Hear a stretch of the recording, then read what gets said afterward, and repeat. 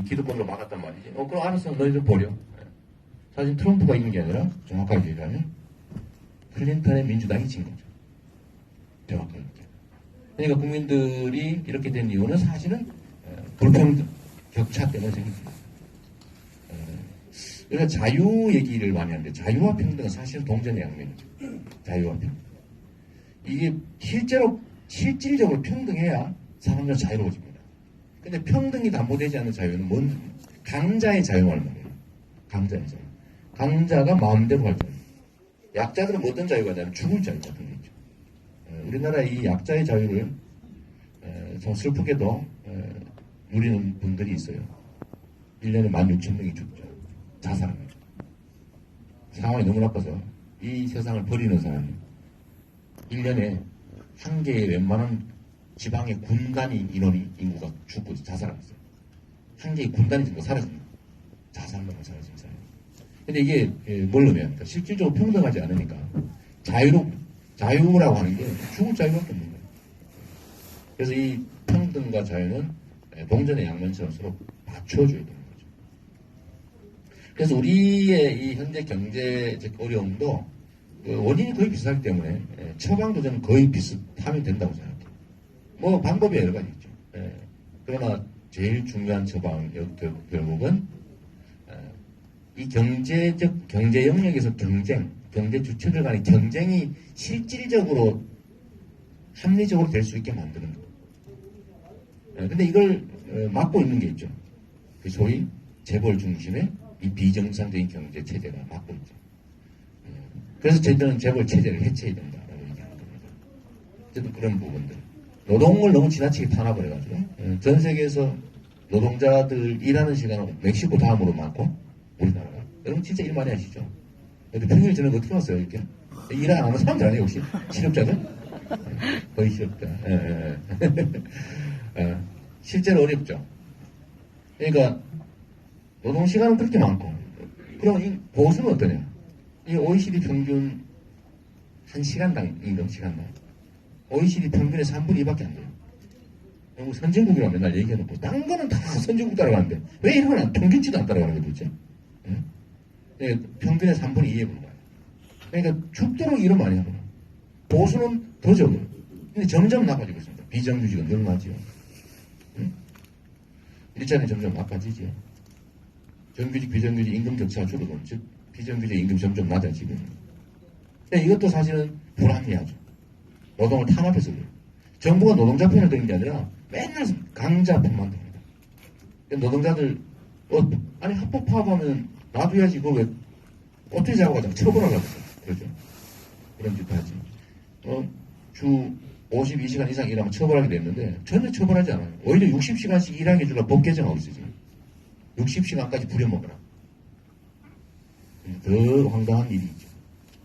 기업들이 도대체 우리 일자리 맨날 얘기하잖아. 일자리 만든다고 막 얘기하는데 저한테 일자리 50만 개 만드는 거 하라고 하면 저는 딱 하루만 해낼 수 있어요. 50만 개. 얼마나 쉬운지 가르쳐 드릴까요? 우리나라 법에 일주일에 40시간만 일하게 돼 있어요. 그리고 더 많이 시키려면은 연장근로 시키려면 1.5배 줘라 월급을 보수를. 계속 연장근로 시켜야 될 상황에 새로운 사람을 뽑아라 이 뜻이거든요. 그런데도 자꾸 연장근로를 시키니까 나온 게 52시간 이상은 연장시키지 마.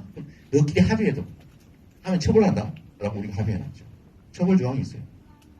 근데 이게 52시간 이상 일하는 사람은 한 무려 360만 명이 넘습니다. 요 52시간 이상 일하고 있는 사람들의 그 일하는 시간을 주 52시간씩 일하는 사람을 새로 뽑아서 고용하면 노동부 계산으로 한 20만 개, 노동단체들이 계산하면 뭐 60만 개, 심하게 80만 개까지 더 나왔거든. 그럼 그거 그냥 뚝 잘라가지고 중간쯤 잡으면 한 50만 개는 순식간에 생겨나는 거예요. 52시간 법정 최대 근로시간 이상 일하면 진짜 다 잡아 처벌한다. 주로 누가 하고 있냐면 대기업들이 하고 있거든요. 이거는 위반을.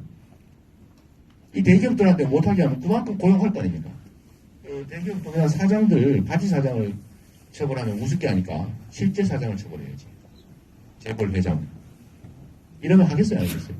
또 그 자리에서만 무려 일자리가 평균적으로 대충 한 50만 개 정도 순식간에 생깁니다. 그거 말고 또 있어요. 원래 8시간 이상 계속 일할 거면은 새로운 사람을 뽑아서 써라. 임시적으로만 더 쓰고 대신에 그럴 때는 1.5배를 줘라고 돼 있어요. 보수는.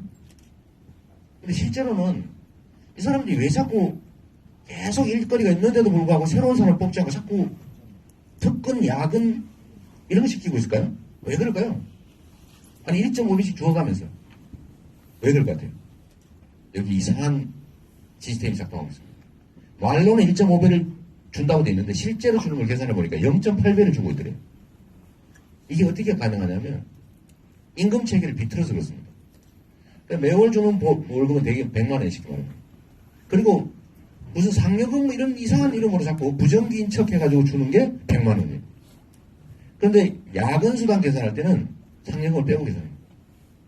그러니까 야근을 하면 1.5배가 만 원, 쉽게 말해서 15,000원이고 평균적으로 시간당 2만 원입니다. 야근해봤자 평균적으로 주는 것보다 더 쓴 거예요. 왜냐하면 야근하는 만큼 상여금을 더 주진 않으니까. 요런 희한한 계산 방법을 동원해가지고 노동부가 대기업들한테 지침을 줘서 이렇게 하라고 시키고 있어요. 이게 노동법 위반인데, 노동부가 계속 사용자 표면 되는 거죠. 사용자 표면. 그러니까 싸게 쓸 수 있는 거예요. 싸게 착취를 하는 것이 말이에요. 1.5배 주라고 했더니 1.5배가 아니라 0.8배밖에 안 주는 거죠. 절반밖에 안 주고 있는 거예요. 그러니까 이것만도 1.5배를 주도록 명확하게 관철시키면 사용자들 입장에서 8시간 일하는 사람 더 뽑겠어요? 아니면 연장근로 시키겠어요? 계산 안 나와요? 더 뽑는 사람이니 이런 산수시켜서 미안합니다. 그래서 이런 것만 잘 지키면 그야말로 저녁이 있는 사람도 가능하고 그 다음에 이 초과근로 목만큼의 일자리는 얼마나 많이 생기겠어요? 그러니까 주 40시간 일하는데 12시간을 떼서 대체적으로 이 목만큼을 새로 뽑는다고 하면 이 52시간씩 일하는 사람들의 한 4분의 1 정도 일자리 새로 생깁니다. 그러니까 이거 다 합법적으로 해야 될 일을 하기만 하면 이렇게 되는 거죠.